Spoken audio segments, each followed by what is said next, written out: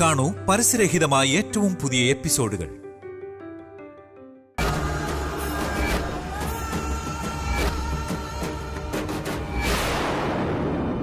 സരസ്വതി പൂജയുടെ അന്ന് ചെറുപ്പത്തിൽ ഉപേക്ഷിച്ച എന്നെ അന്വേഷിച്ച് ആരായിരിക്കും ഇപ്പൊ വന്നിരിക്കുക? ഞാൻ രാമന്റെ മകളാണെന്നും വൈദേഹിയാണെന്നും അറിഞ്ഞിട്ടുണ്ടെങ്കിൽ പിറ്റേ ദിവസം തന്നെ എന്നെ കൊല്ലാൻ എന്തിനു പ്ലാൻ ചെയ്യണം? മാത്രമല്ല എന്റെ ജനന രഹസ്യം തന്നെയാണ് എന്റെ മരണത്തിന് കാരണമെന്നും പറഞ്ഞു. അപ്പോ എന്നെ അന്വേഷിച്ച് നടക്കുന്നവരെ കണ്ടുപിടിച്ച എന്നെ എന്തിനു കൊല്ലാൻ ശ്രമിച്ചു എന്നും അറിയാൻ പറ്റും.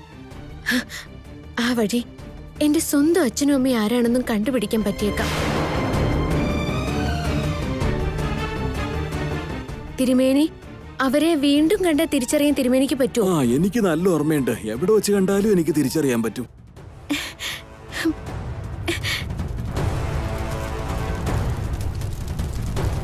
എന്തിനാ മോളെ ഇത്? വൈദേഹിയെ കാണാതായതും ഇതും തമ്മിൽ എന്തെങ്കിലും സംശയം നിനക്ക് തോന്നുന്നുണ്ടോ മോളെ? അങ്ങനെ പ്രത്യേകിച്ചൊന്നുമില്ല. ആ വഴിക്ക് ഒന്ന് ചിന്തിക്കാന്ന് കരുതി. എന്തെങ്കിലും സംശയം ഉണ്ടെങ്കിൽ അതും തീരട്ടെ. അതല്ല, ഞാൻ നോക്കിക്കോളാം അച്ഛാ.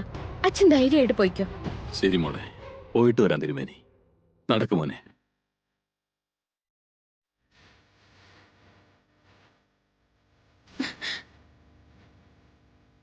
ചേച്ചി, ദേവേട്ടന്റെ കല്യാണം നടക്കില്ലല്ലോ? നടക്കില്ല മാധവ. ഞാനല്ലേ പറയുന്നേ, ഞാൻ നടക്കാൻ അനുവദിക്കില്ല. ധൈര്യമായിട്ട് പോയിക്കോ.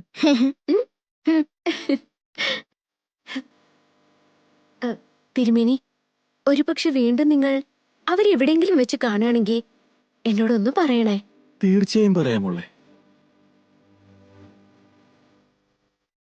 ഹോമം നടത്തിയ വിഘ്നങ്ങൾ മാറിക്കിട്ടുന്നാ പറഞ്ഞ്. അവര് രണ്ടുപേരും ആരാണെന്ന് അറിയാൻ കഴിഞ്ഞാ ഒരുപക്ഷെ വലിയൊരു രഹസ്യത്തിന്റെ ചുരുളഴിഞ്ഞാലോ എന്നെ എന്തിനു വേണ്ടി കൊല്ലാൻ ശ്രമിച്ചു എന്ന് വരെ അറിഞ്ഞേക്കാം. ആ വഴിക്ക് എന്റെ അച്ഛനും അമ്മയും ആരാണെന്ന് വരെ കണ്ടുപിടിക്കാൻ പറ്റിയേക്കാം. അപ്പൊ ഞാൻ അനാഥയല്ലെന്നും അനന്തരാവകാശിയെ പ്രസവിക്കാൻ യോഗ്യതയുള്ളവളാണെന്നും അമ്മയുടെ മുന്നിൽ തെളിയിക്കാനും പറ്റും. എന്റെ അച്ഛനും അമ്മയും ഇപ്പൊ എവിടെയായിരിക്കും ഈശ്വര?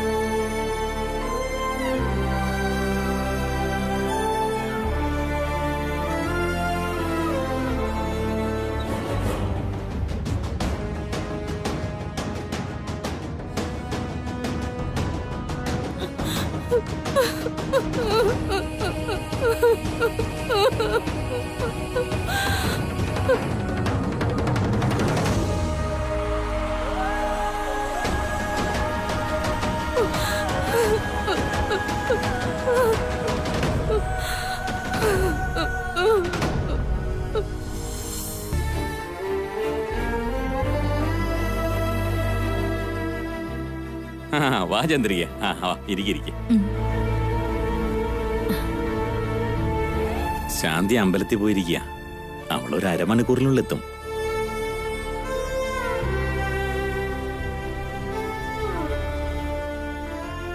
ഇവരൊക്കെ ആരാ? നമ്മുടെ ആൾക്കാരാ. എന്നാ വാ, ഇരിക്കെ. ഇങ്ങോട്ടിരിക്കെ. ഇങ്ങോട്ടിരുന്നോളൂ. പറയന്ദ്രിയെ, കുടിക്കാൻ എന്തെടുക്കണ്ടേ? ചായയോ കാപ്പിയോ? കാപ്പിയും ചായയോ ഒന്നും ഞങ്ങൾക്ക് വേണ്ട. എനിക്ക് നിന്റെ സ്വത്ത് വേണം.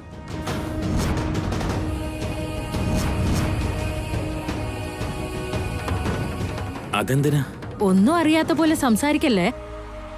എന്റെ ചേട്ടൻ ദശരഥ രാമവർമ്മ ആസ്തി മൊത്തം നിന്റെ പേരിൽ എഴുതി വെച്ചിരിക്കയല്ലേ?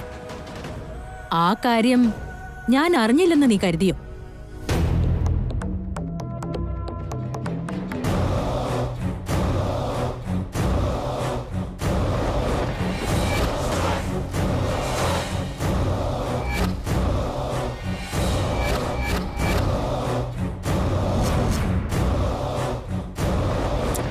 തനിക്കൊരു കാര്യം അറിയാവോ?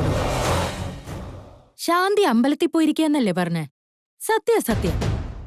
പക്ഷേ അവളിപ്പോൾ ഞങ്ങളുടെ സങ്കേതത്തിൽ സുരക്ഷിതയായി കഴിയുന്നുണ്ട്.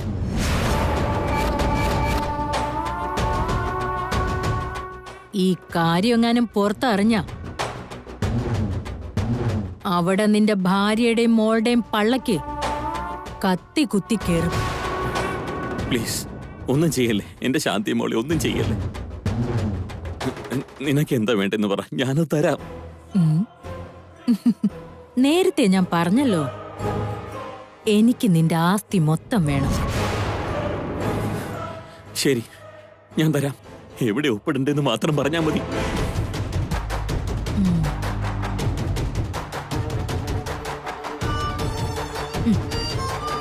ആ ഇരിക്കെ പോവല്ലേ.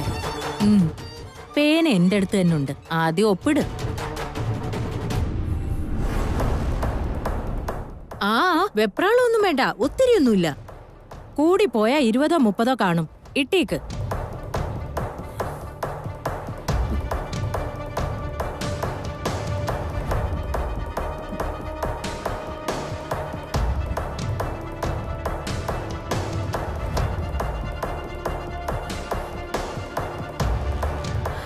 എടാ, ചായയും കാപ്പിയും ഒക്കെ നമുക്ക് പുറത്തിറങ്ങി കുടിക്കാം. ഒത്തിരി നേരം ഇയാളെ ബുദ്ധിമുട്ടിക്കണ്ടല്ലേ?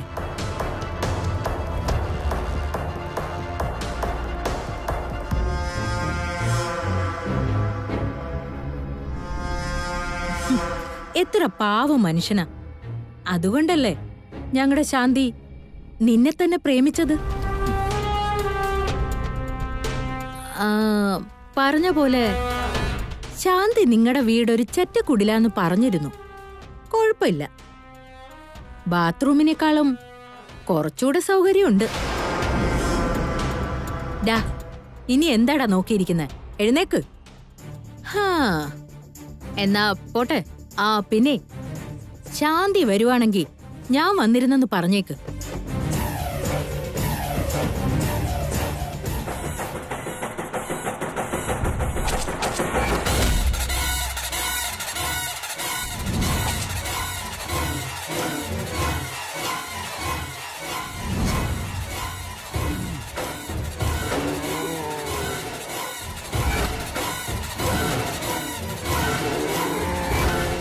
നീ വളരെ നല്ലവനായതുകൊണ്ട് നിന്നെ ഞാൻ ഇപ്പോഴേ അങ്ങ് കൊല്ലുക. ഇപ്പൊ നിന്നെ കൊന്നില്ലെങ്കി നീ നേരെ ഞങ്ങളുടെ വല്യേട്ടന്റെ അടുത്ത് നിന്ന് നടന്നതെല്ലാം അങ്ങ് വിസ്തരിച്ചാലോ? അപ്പൊ അവൻ വെറുതെ ഇരിക്കുവോ?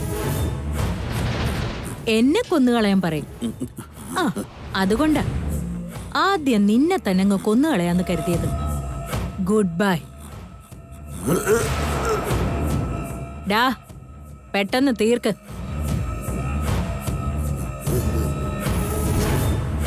ഡാ, എത്ര നേരം വേണം ഒരാളെ കൊല്ലാൻ? പെട്ടെന്ന് പരലോകത്തേക്ക് അയച്ചിട്ട് വാ.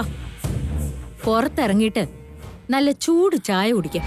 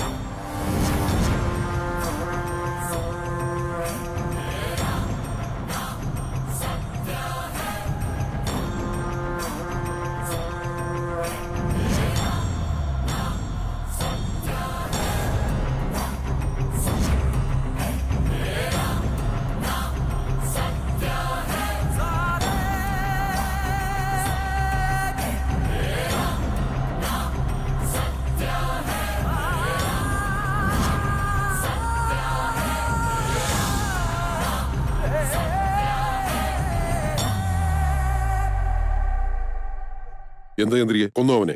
ആ, കൊന്നു കളഞ്ഞല്ലോ.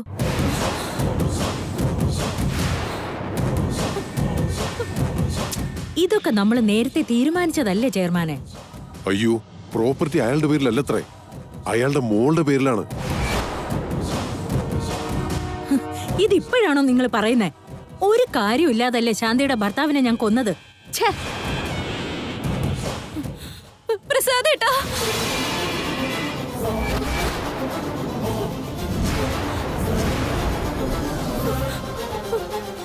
എടാ അവളെ പിടിച്ചോണ്ട് വാടാ.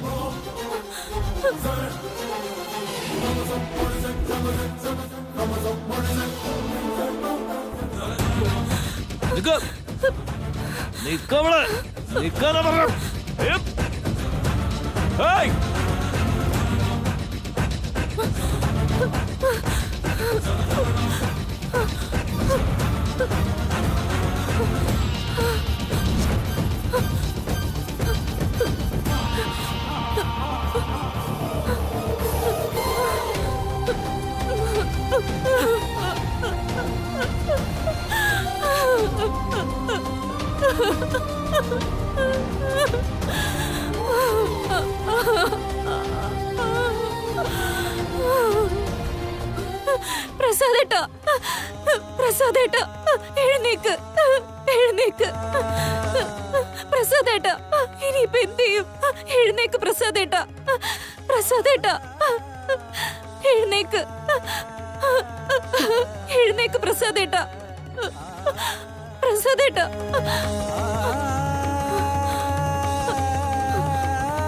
നമ്മുടെ മോള്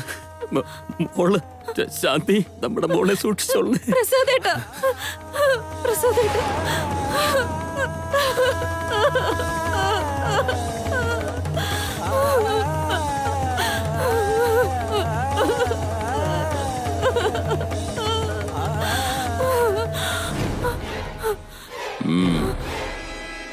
എഴുന്നേക്കടി.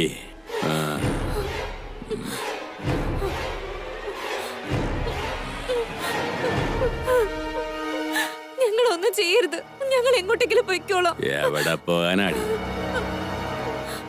നിന്റെ മുന്നിൽ വെച്ച് നിന്റെ മോളെ ഞാൻ കൊല്ലും.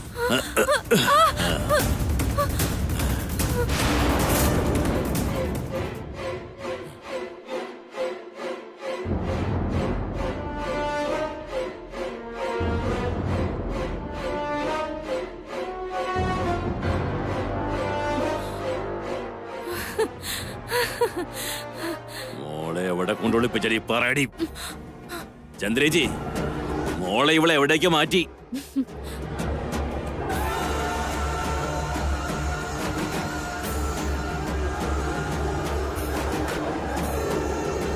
കുഞ്ഞെവിടെ പോവാനാടാ? അതിന്റെ അമ്മ നമ്മുടെ കസ്റ്റഡിയിലാവുമ്പോ എന്റെ ഭാഗ്യ കുഞ്ഞ്, എന്റെ മോള്.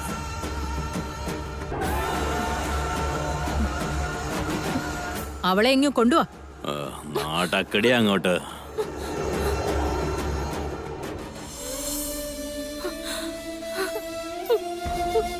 ഞാൻ ആർക്ക് എന്ത് ദ്രോഹം ചെയ്തിട്ടാ എനിക്ക് ഇത്രയും വലിയൊരു ശിക്ഷ വിധിച്ചിരിക്കുന്നത്? സ്വന്തം അച്ഛനേക്കാളും സ്നേഹത്തോടെ എന്നെ വളർത്തി വലുതാക്കിയ വലിയേട്ടനെ എന്നിൽ നിന്നും അകറ്റി കളഞ്ഞില്ലേ? എന്റെ ഭർത്താവിനെ നീ അങ്ങ് വിളിച്ചു. എന്റെ കൈകൊണ്ട് തന്നെ എന്റെ മോളെ എനിക്ക് അമ്പലത്തിൽ ഉപേക്ഷിക്കേണ്ടി വന്നു. ഏത് ജന്മത്തിലെ പക വീട്ടാനാ എന്നെ നീ ഇങ്ങനെ ശിക്ഷിക്കുന്നത്? അങ്ങനെ എന്ത് പാപമാ ഞാൻ ചെയ്തത്?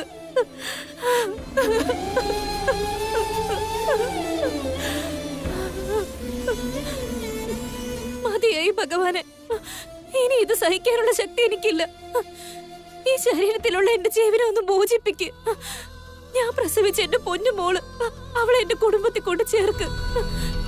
എന്റെ വല്യേട്ടന്റെ കൈകളിൽ അവളെ കൊണ്ട് എത്തിക്കണേ ദേവേ.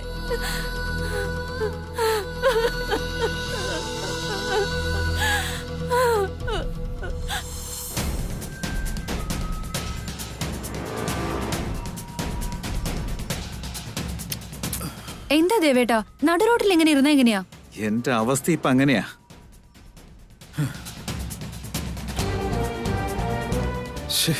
സിഗ്നലും ഇല്ല. അർജന്റായിട്ട് ബാങ്ക് വരെ ഒന്ന് പോവുകയും ചെയ്യണം.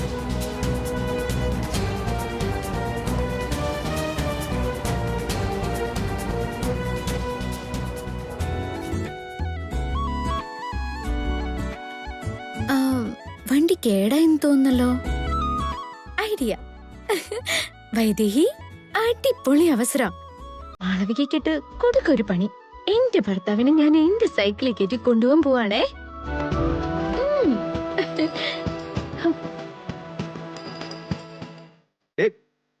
ജാനകി, ജാനകി ഒരു മിനിറ്റ് ഒന്ന് നിക്കേ. ജാനകി നിക്ക് നിക്ക് നിക്ക്. നീ എവിടേക്കാ? എന്താ ചേട്ടായി കാണിക്കുന്നേ? ചേട്ടൻ ഇവിടെ എന്തെടുക്കാ? കാറ് ബ്രേക്ക് ഡൗൺ ആയി. എനിക്കാണെങ്കിൽ അർജന്റായിട്ട് ബാങ്കിൽ എത്തുകയും വേണം. അയ്യോ, അതെയോ? ഞാൻ വേണമെങ്കിൽ ലിഫ്റ്റ് തരാം. ഏയ്, നീ ആരാ ലിഫ്റ്റ് കൊടുക്കാൻ? ഇതൊക്കെ ഞങ്ങൾ നോക്കിക്കോളാം. നീ നിന്റെ പണി നോക്ക്. ഹലോ, നിനക്ക് ഞാൻ ലിഫ്റ്റ് തരാന്ന് പറഞ്ഞോ? ഈ ചേട്ടന് മാത്രമേ ഞാൻ ലിഫ്റ്റ് കൊടുക്കൂ. എന്ന് വെച്ചാ എന്റെ സൈക്കിള് ട്രിപ്പിള് നടക്കില്ല, ഡബിള് മാത്രമേ നടക്കൂ. കൂടുതൽ ഒരാൾക്ക് നോ ചാൻസ്. മാളവിക, നീ പറഞ്ഞത് കേട്ടല്ലോ, ഈ സൈക്കിളിൽ ട്രിപ്പിൾസ് ഇല്ല, ഡബിൾസ് മാത്രമേ ഉള്ളൂ എന്ന്. സോ നീ ഇവിടെ നിൽക്കേ, ഞാൻ ചെന്നിട്ട് ഒരു കാർ അയക്കാം. ജാനകി, നീ വാ, എന്നെ ഒന്ന് ബാങ്കിൽ വിട്ടേക്ക്.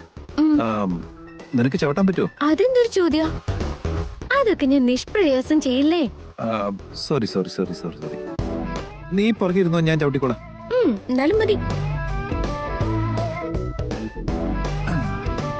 വാ ഇരിക്കെ. അയ്യോ, എനിക്ക് പുറകിലിരിക്കാൻ ഒട്ടും ഇഷ്ടമല്ല. ഞാൻ മുന്നിലിരുന്നോട്ടെ. ശരി, നിന്റെ സൈക്കിളല്ലേ, ഞാനെന്ത് പറയാ. നീ മുമ്പിൽ തന്നെ കയറി.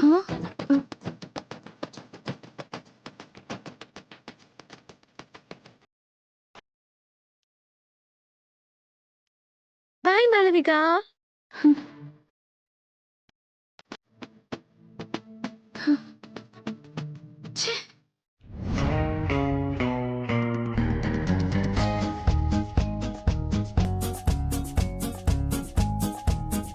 എപ്പോഴെങ്കിലും വൈദേഹിയോടൊപ്പം ഇതുപോലെ സൈക്കിളിൽ പോയിട്ടുണ്ടോ?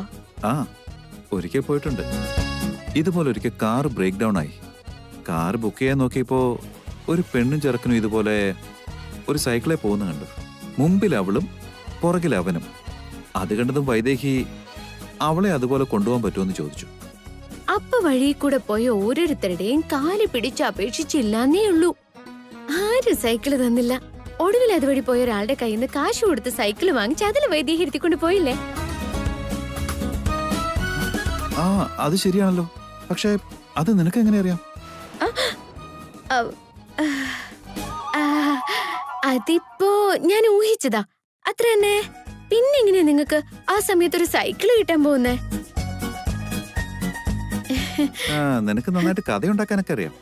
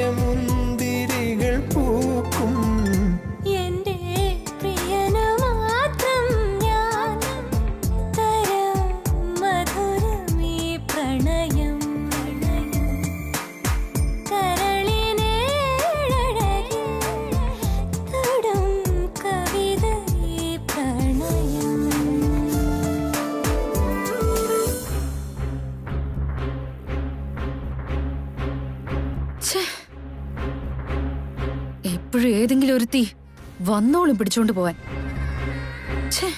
എന്റെ തലയിലെഴുത്ത്. ഈ കാറ് പോലെ എന്നെ ചതിച്ചു കളഞ്ഞു.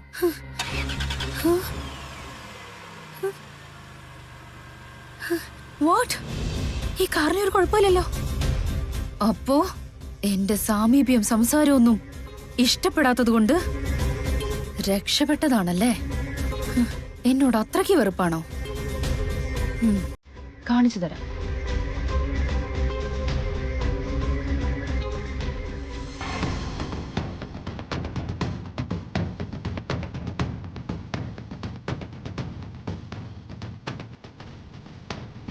അവനെങ്ങോട്ട് പോയാൽ ഇവൾക്ക് എന്താ കാര്യം? ഞാനുണ്ടല്ലോ നിന്റെ കൂടെ തന്നെ. ഞാൻ പോയാലാ ഫീൽ ചെയ്യ. അവനെ അവന്റെ പാട്ടിന് വിട്ടൂടെ?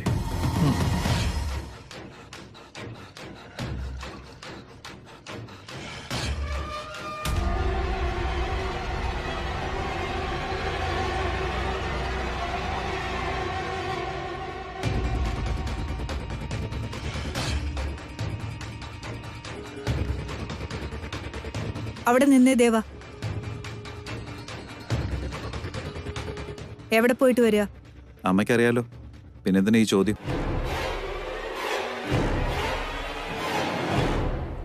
ആ ചോദ്യത്തിൽ തന്നെ എന്തിനു പോയെന്നൊരു ചോദ്യം കൂടി ഉണ്ടെന്ന് ഓർക്കണം. എന്റെ ഉത്തരത്തിലും മറ്റൊരു ചോദ്യം ഒളിഞ്ഞിരിപ്പുണ്ട്. ഹോമം നടത്താൻ എന്നെ പറഞ്ഞയക്കണമെന്ന് വൈദേഹിയുടെ അച്ഛൻ വിളിച്ച് പറഞ്ഞിട്ട് ആ കാര്യം എന്തുകൊണ്ട് അമ്മ എന്നോട് പറഞ്ഞില്ല?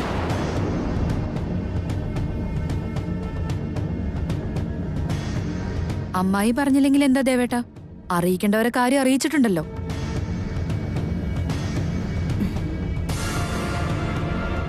അതാരാ? ആരറിയിച്ചു എന്നാ? വേറെ ആരാ? ഭാര്യയുടെ അച്ഛൻ തന്നെ.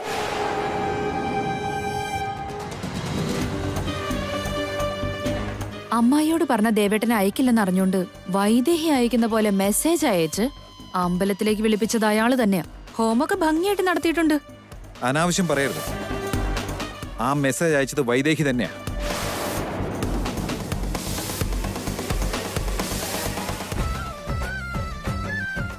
എന്നോട് എത്ര വിശ്വാസ ദേവേട്ടന്. എന്റെ രൂപം പോലും മാറിപ്പോയിട്ടും എന്റെ മനസ്സ് ദേവേട്ടന് ചുറ്റും തന്നെയാണെന്ന് ദേവേട്ടൻ തിരിച്ചറിയുന്നുണ്ടല്ലോ. ഇതാണ് യഥാർത്ഥ സ്നേഹം. സത്യാണോടാ ദേവ? വൈദേഹി നിനക്ക് ശരിക്കും മെസ്സേജ് അയച്ചോ? അതെ. അമ്മേ, ദേവൻ എന്തോ പറഞ്ഞെന്ന് കരുതി അമ്മ അത് വിശ്വസിച്ചോണ്ടാണോന്ന് ചോദിക്കുക. അമ്മ വിശ്വസിച്ചാലും ഇല്ലെങ്കിലും വൈദേഹി അവിടെ വന്നിരുന്നു. കാണണമെന്ന് മെസ്സേജും അയച്ചായിരുന്നു. എന്നിട്ട് കാണാൻ പറ്റിയോ?